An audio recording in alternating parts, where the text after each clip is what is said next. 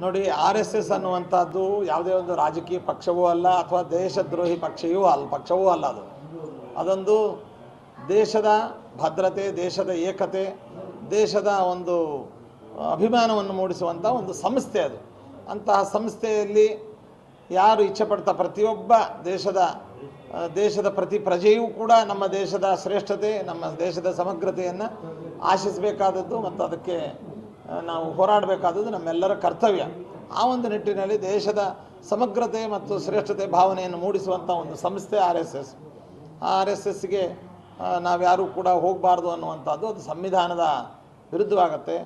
ಸಂವಿಧಾನದಲ್ಲಿ ವ್ಯಕ್ತಿ ಸ್ವಾತಂತ್ರ್ಯ ಅನ್ನುವಂಥದ್ದನ್ನು ನೀಡಿದ್ದಾರೆ ಸಂವಿಧಾನ. ನಮಗೆ ಸಂವಿಧಾನ ಪರಮ ಪ್ರಮಾಣವಾದದ್ದು.